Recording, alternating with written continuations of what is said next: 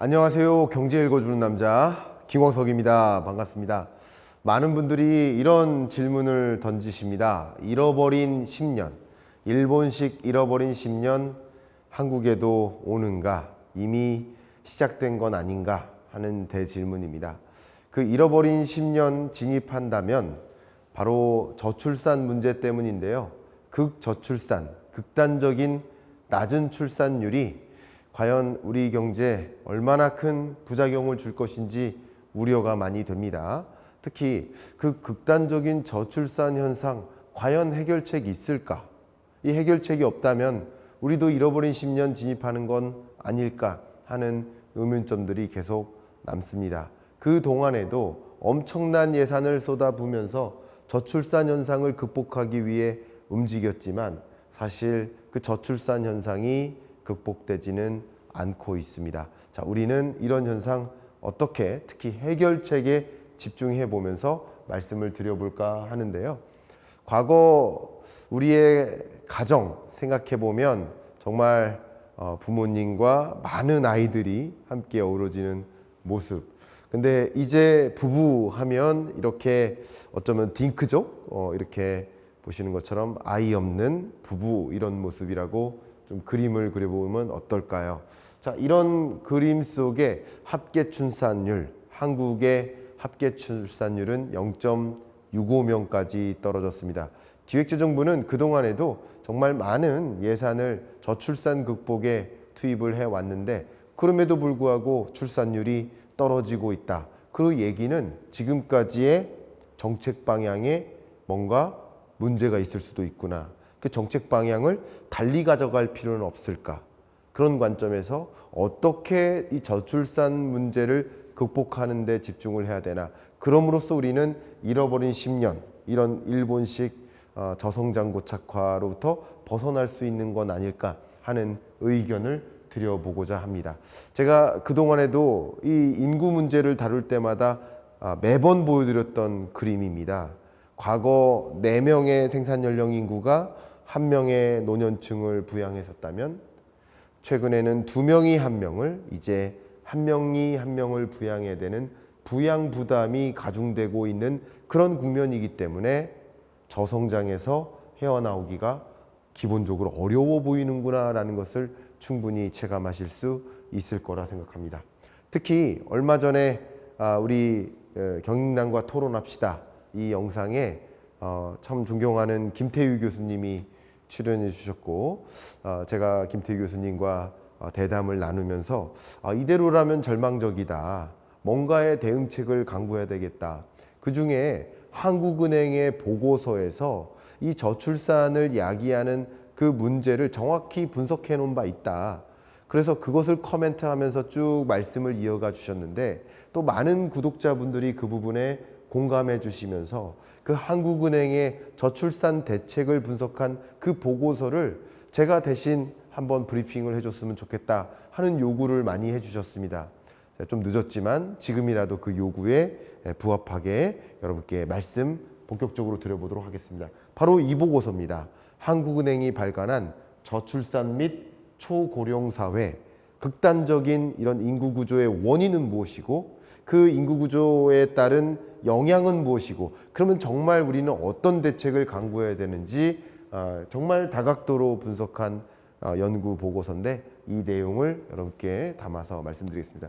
저도 매년 경제전망서를 발간하지만 이 저출산 고령화 인구 구조 변화 이 대주제는 한 번도 약 20여 개의 트렌드에서 빠진 적이 없었을 만큼 우리가 매년 꼭 반드시 고려해야 되는 경제 여건의 변화다라고 강조하고 있는데 오늘 한국은행의 보고서에 기초해서 여러분들께 충분하게 설명을 좀 드려보도록 하겠습니다. 자, 일단 저출산 문제가 가속화되고 있습니다. 이 출산율, 합계 출산율이 계속 떨어지다 못해 이제 0.7명이라는 이 기준선도 꺾여서 24년 0.68명이라는 정말 안타까운 합계 출산율 성적표를 우리는 받아보게 됐습니다. 출생아 수도 극단적으로 줄어들고 있고 역시 합계 출산율도 떨어지고 있습니다. 초저출산이 가속화되고 있는 모습입니다. 그냥 당장 이 그래프만 보면 어떻게 생각할 수 있어요? 과거의 출생아 수가 예를 들어서 뭐 60만 명이었다.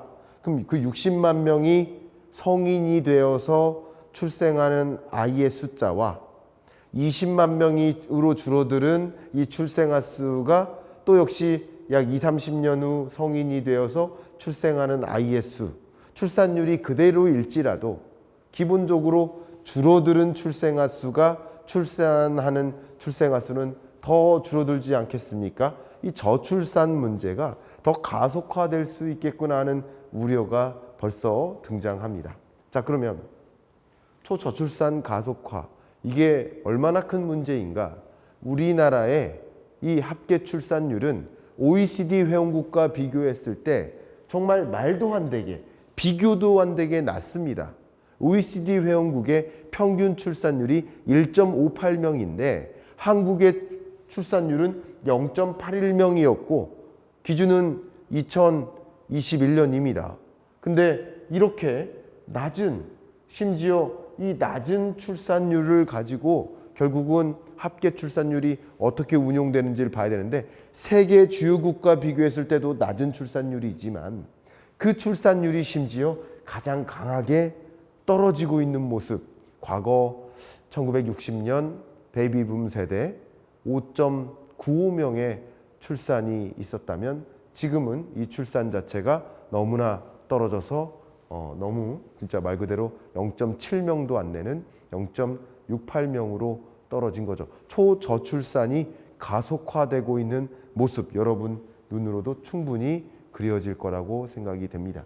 자, 그러면 이 고령화가 동시에 가속화되고 있는데 출생아 수는 당연히 줄어들고 합계 출산율도 떨어지고 있는데 당연히 고령화율, 전체 인구에서 고령자가 얼마나 차지하나 하는 그 지표, 고령화율은 계속 상승하고 있다. 고령자가 전체 인구에서 많은 비중을 차지하고 있구나. 2025년은 제가 경제전망서에서도 초고령 사회로의 진입이라고 말씀을 드렸는데 초고령 사회 진입했고요. 전체 인구에서 고령자가 차지하는 비중, 그 비중을 고령화율이라고 하는데 그 고령화율이 25%를 초과하는 그 해입니다. 근데 그게 끝이 아니라 이 고령화 속도가 세계 어떤 나라보다 기울기가 높아요. 그렇죠? 가파르게 고령자가 차지하는 비중이 늘어납니다. 왜? 저출산 때문에 분모는 줄어들고 분자, 고령자는 많아지니까 더 빠른 고령화가 진전되는 거라고 볼 수 있겠습니다. 그러면 더 중요한 것은 과연 다른 나라들은 천천히 고령화가 진전되니까 나름 준비가 될 수 있지 않겠습니까? 그런데 우리는 너무나 빨리 고령화가 전개되니까 2050년, 60년, 70년 그때 이른 고령화율, 그 고령화 단계에 맞는 것에 부합하는 충분히 그 사회에 순응할 만한 대응을 하고 있느냐 이거예요. 예를 들어서 자동차도 30km/h로 이렇게 달립니다. 그러면 아무래도 무슨 도로 앞에 안 좋은 일이 있다 하더라도 잘 피해 나갈 수 있는데 100km/h로 막 달릴 때는 정말 급브레이크를 밟아도 부딪힐 수밖에 없지 않습니까? 바로 이 얘기죠. 우리나라가 처해 있는 여건, 고령화가 동시에 가속화되고 있다는 겁니다.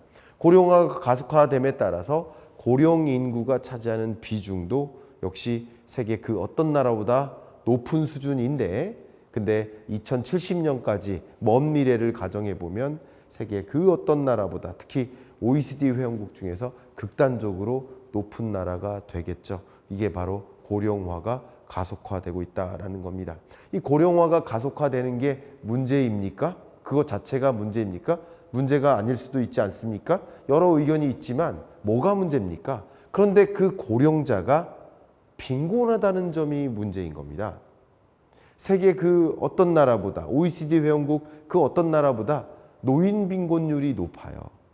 그러니까 노인 빈곤율이 높으니까 노인이 많아지는데 그 노인이 빈곤하기 때문에 그 사회가 더 어려워질 수 있다라고 우리는 생각해 볼 수 있겠죠. 부양 부담이 더 가중되는 모습이라고 생각해 볼 수 있겠죠. 그러니까 연령대별 소득 불평등도를 보세요. 여러분들 그런 질문 하시죠. 아니, 고령층이 내 주변에선 다 고자산가던데요. 사실 60대 이상, 70대 이상 그런 분들이 더 고자산가 아닙니까?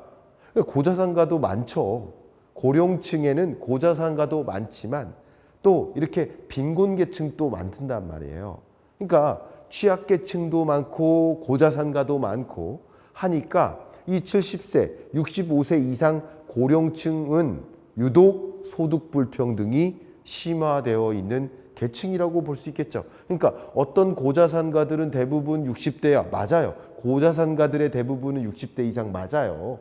그건 맞는 말입니다. 그러나 또 극단적으로 취약한 저소득계층들도 역시 고령층에 많이 분포되어 있다.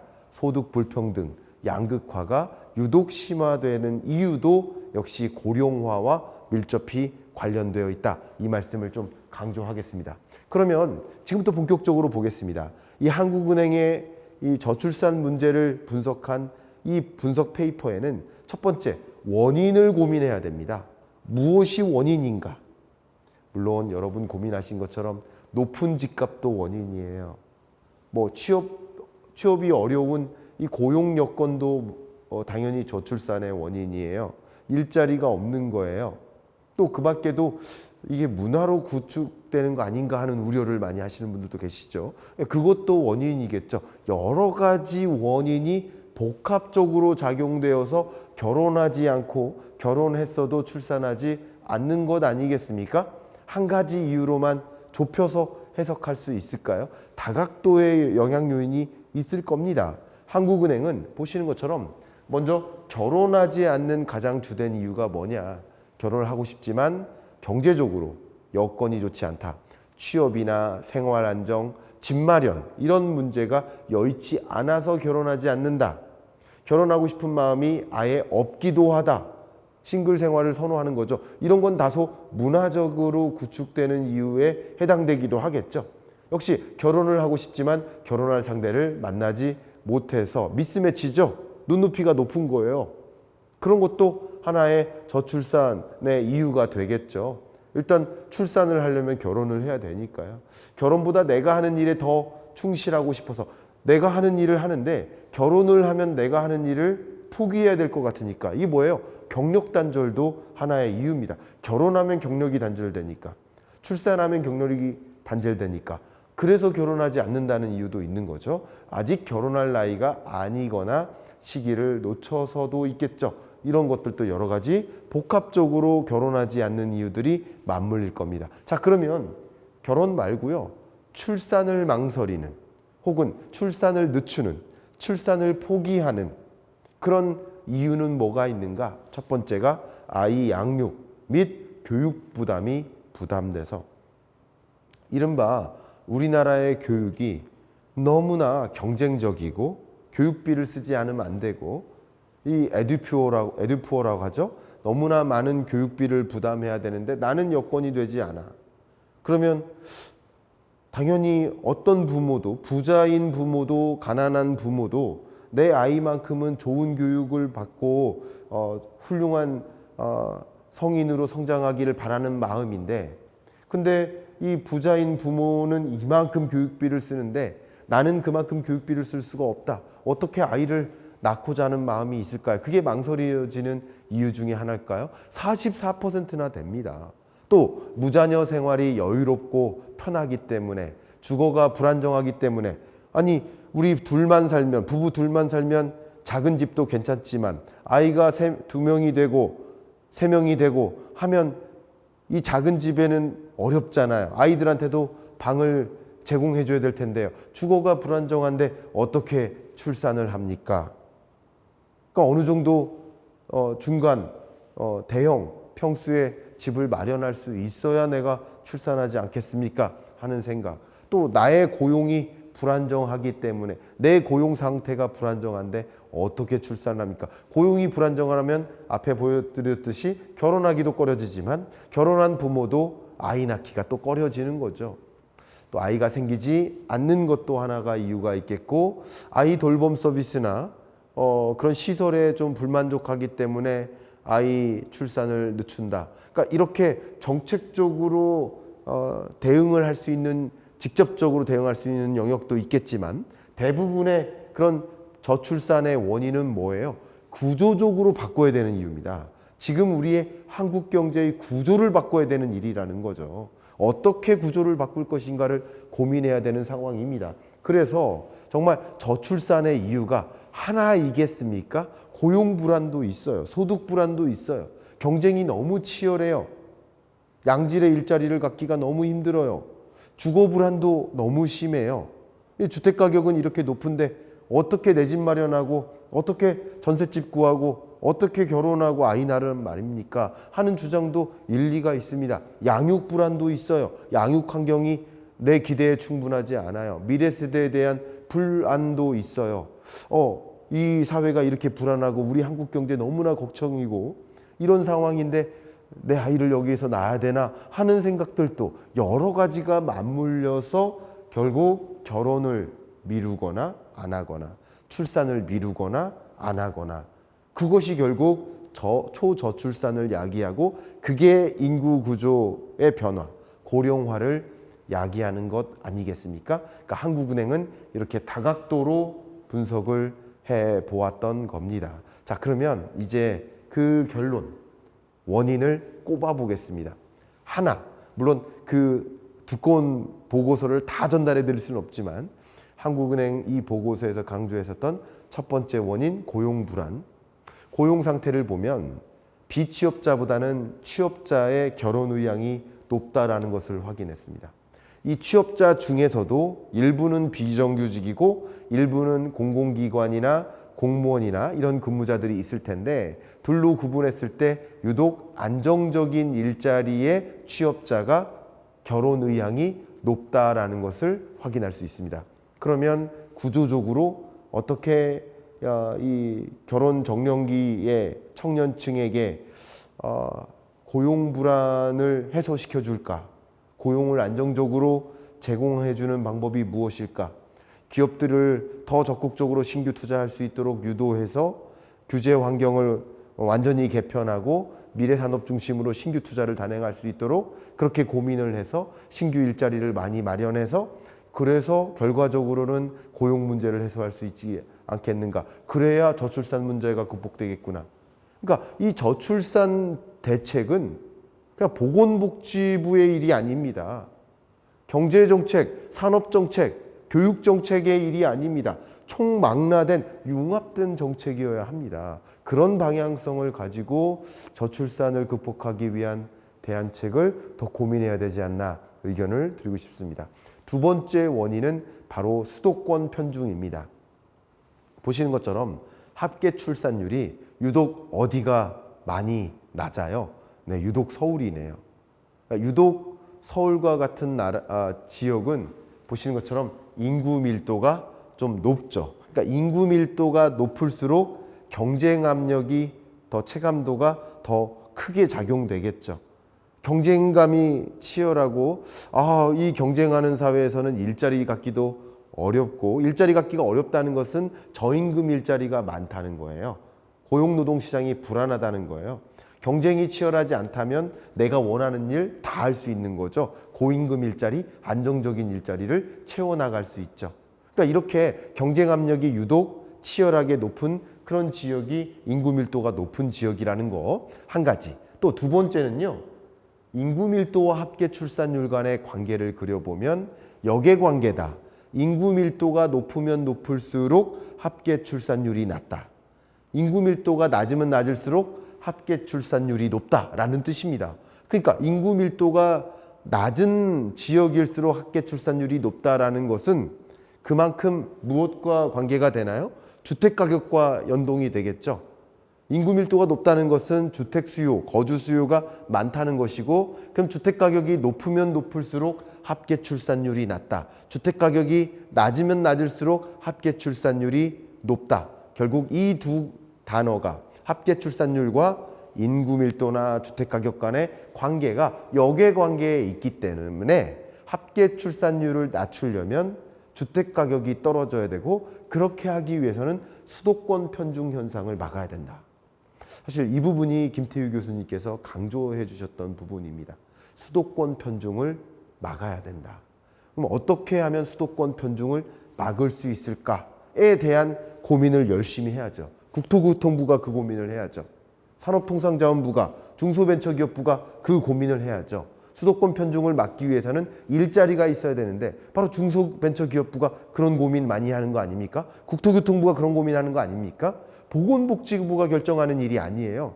융합적인 사고로 초저출산 문제를 극복할 수 있는 겁니다. 이 초저출산의 이유가 하나가 아니기 때문에, 정말 다각도로 펼쳐져 있기 때문에 다각도로 같이 고민할 수 있는 그런 정책이 마련될 필요가 있지 않을까? 이 자리를 빌어서 저도 의견을 드려보고 싶습니다. 세 번째, 초저출산의 원인, 바로 경력단절, 양육비 및 교육비. 여성 미혼율이 보시는 것처럼 올라가고 있어요. 여성이 미혼자로 남아있는 이유, 특히 기혼 여성 중에서 무자녀 비중도 올라가고 있어요. 그리고 유자녀 기혼 여성 중에 평균 자녀 수는 또 줄어들고 있어요. 쉽게 말하면 여성이 결혼을 안 하고, 결혼한 여성도 아이를 안 낳고, 아이를 낳을지라도 하나만 낳자, 많이 낳지 말자 하고 움직이고 있다는 사실이에요. 그 이유는 뭘까? 바로 경력단절, 양육비, 교육비 부담 때문이다라고 정리할 수 있겠습니다. 그러면 이렇게 정리를 했다면, 이게 굉장히 두꺼운 보고서를 짧은 시간 안에 전달하려 하니까 온전히 다 전달해 드릴 수는 없을지 몰라도 여러분께 중요한 메시지들은 다 말씀드릴 수 있었던 것 같습니다. 초저출산의 종합대책, 저출산 완화를 위한 정책 제안, 그리고 그것에 따른 예상 효과를 이렇게 정리해 놨는데요. 보시는 것처럼 구조적인 정책이 필요하다. 노동시장이 이중구조화되어 있습니다. 주택가격을 좀 하향 안정화시켜야 됩니다. 그러기 위해서는 수도권 집중을 완화해야 됩니다. 교육과정에서 경쟁 압력을 또 완화해야 됩니다. 이런 구조적인 정책 필요하다라고 볼 수 있겠습니다. 가족 지원 예산을 또 대폭 확대할 필요가 있겠습니다. 교육비, 부양비, 양육비, 이런 문제 때문에 저출산이 야기되고 있는 건 분명한 사실입니다. 실질적인 일가정 양립 환경을 조성해야 됩니다. 왜 여성들이 취업하면 경력이 단절되어야 되죠? 왜 아이를 낳으면 경력이 단절되어야 되죠? 일과 가정이 양립될 수 없는 고용구조이기 때문이지 않을까요? 그러니까 고용노동시장에 일자리의 유연성을 강조하고 일가정 양립이 가능할 수 있는 환경을 조성하는데 고용노동부의 정책적 고민이 더 필요한 겁니다. 이렇게 융합적인 정책이 마련되어야겠다. 아이를 낳는 것, 이게 어쩌면 나라를 위한 일이 될 수 있다는 거죠. 나라를 위해 아이를 낳는 건 아니지만 아이를 낳는 것은 나라를 위한 일이 된다는 거죠. 그렇다면 그만큼의 환경을 조성해 줘야 되지 않을까요? 여성들이 참 내가 이렇게 경력을 갖춰왔고, 그리고 좋은 직장에 왔는데 내가 결혼하고 아이를 낳으면 이 경력이 단절될 것 같은데 그게 쉽겠습니까? 쉽지 않겠죠. 그러니까 일가정 양립이 가능한 환경을 조성해야 되겠다. 마지막으로 아이 중심 지원 체계로 전환해야 되겠다라는 가족 구조 변화라든가 이런 형태, 역시 수용성을 좀 높이는 그런 제도적 장치도 마련해야겠다라는 것들이 이 초저출산 종합대책으로서 이렇게 남아있는 겁니다. 저는 이 모든 종합대책에 거의 100% 다 동의하고 있고요. 그동안 저도 부문별로 이 주제에 대해서 말씀을 많이 드려왔는데, 여러분들이 한번 이 초저출산의 문제 어떻게 극복할 수 있을지 종합적인 이런 사고를 갖게 되시는데 도움이 됐길 바라고, 결국 이 문제가 해결돼야 앞에 맨 처음 말씀드렸던 잃어버린 10년, 일본식 잃어버린 10년 진입을 막을 수 있지 않을까 하고 의견을 드리고, 2025년 경제전망서를 갖고 계신 분은 초고령사회 진입이라는 그 해당 챕터를 한번 보시면서 더 많은 생각을 다잡는 그런 시간이 되시면 어떨까 의견을 드리면서 이번 주 경제 읽어주는 남자 마무리하겠습니다. 감사합니다.